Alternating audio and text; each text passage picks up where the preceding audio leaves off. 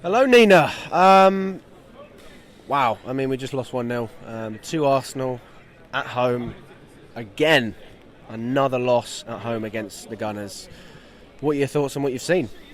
Can't lie, it's hurtful just because it is Arsenal. It always is never nice to lose to Arsenal, and it's been happening a lot in recent years, and it's a tough one to swallow because here we are arguing London's blue and then they come to our ground and they do that.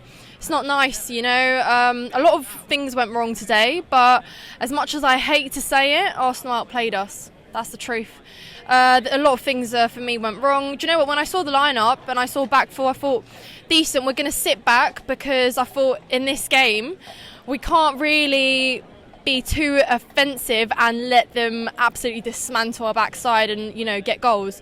So I thought we're going to sit back, although that didn't really happen that much in the first half. So I thought maybe perhaps we are going to try and put up a fight. It didn't happen. It was a very stop and start in. They were very physical, a lot of fouls here and there. It's what you expect to see in a game, you know, Chelsea Arsenal. Real fouls? Not real fouls. I think a lot of them were soft, and it was just like, can we play? Can we just get on with it? It didn't happen. I thought, can I start with some positives? I thought, do you know what? Dave actually did a decent job up against Martinelli on the right side. I thought he did a better job than Cucurella on the other side anyway.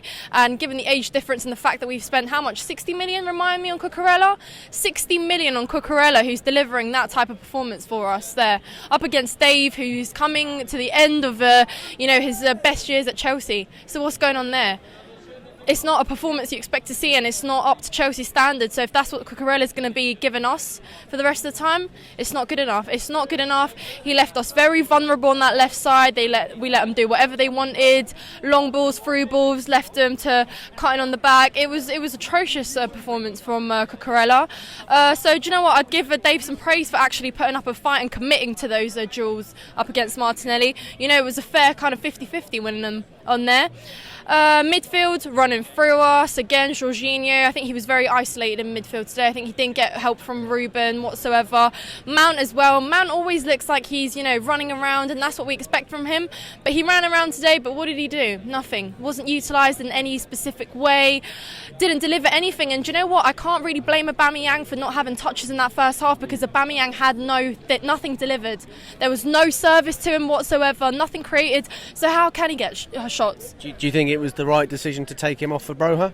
Absolutely, yeah, and I'll tell you why. It's because Broja actually, even though he didn't get the help that he could have gotten, he still manages to kind of work on his own and get through 2-3 players at least and take it up until the end. And he did that today, you know.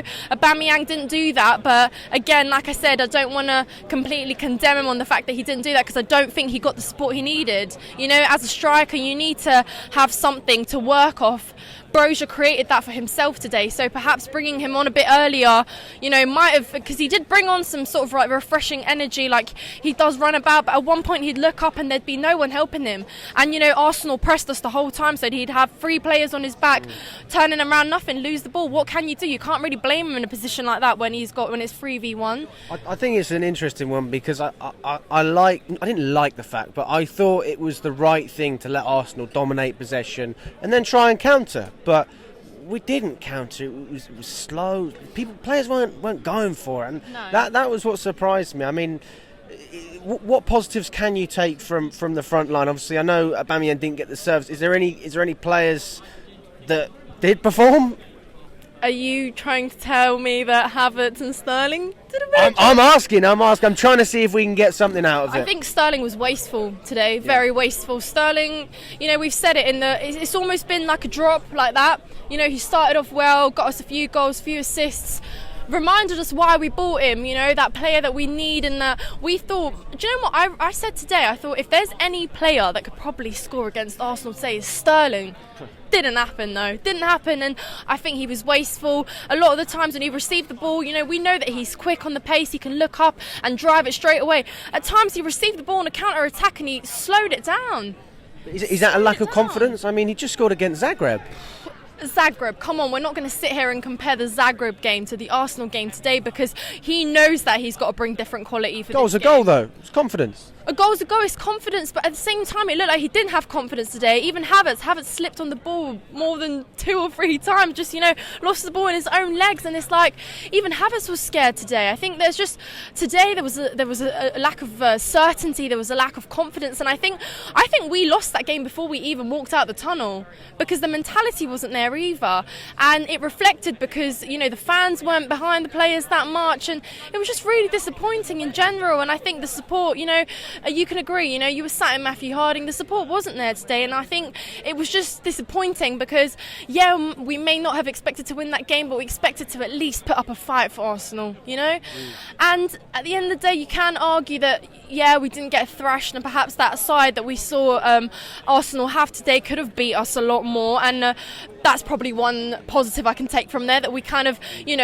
have sustained our dignity in one sort of way, because we didn't lose 3 or 4-0 at the Bridge, because that would have been a whole nother pain that we would have been talking about here.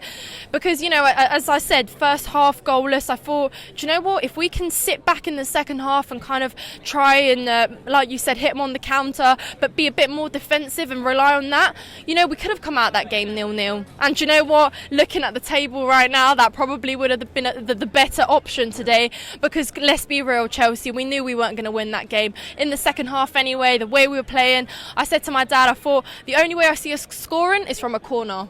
That's it. That's how I saw it. I thought from open play, they're not allowing us to do that, and do you know what, quite frankly, yeah. And they scored their goal from a corner. Yeah.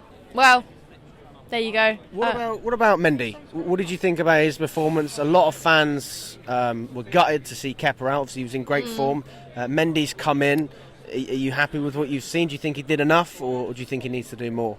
Of course, Kepa's done a great job for us. I think he's been our sort of one source of continuity up until now with the games that we've won, and he helped us sort of win a lot of those games, because we said perhaps there was a lot of those where we wouldn't have won because defensively we were awful and we let a lot of the work be left for him. But when a thing like this happens, and you get an injury, you have to work with what you've got. And like I said, Mendy's he's our class goalkeeper. He got WEFA Goalkeeper of the Year for a reason last year. He's been world class for us, and like I said to you, and I think I said this in a fan cam previously, I don't not like Mendy. I like them both. They both deliver something different, and I think Mendy had a couple of saves in that game as well. At times he was a little bit shaky, but of course that comes with the press that you get from the opposition. He kind of looked up, and you had Thiago and Chalobah being pressed on and no one to pass to, so perhaps there was a little bit of uncertainty there, but nevertheless he conceded 1, but apart from that I think he still did a pretty decent job of keeping at least another 2 out in that game. So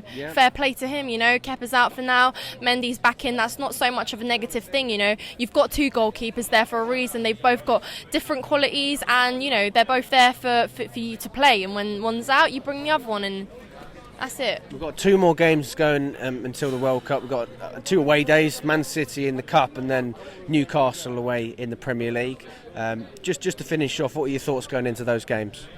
Of course, Carabao Cup, we're going to go into try and do well in the domestic cup. I think it's always nice. It's never, it's never good to not kind of see those games as necessary, not just for the fact that you want to get far in the tournament, but for confidence and just to try things out, especially because Potter is trying things out.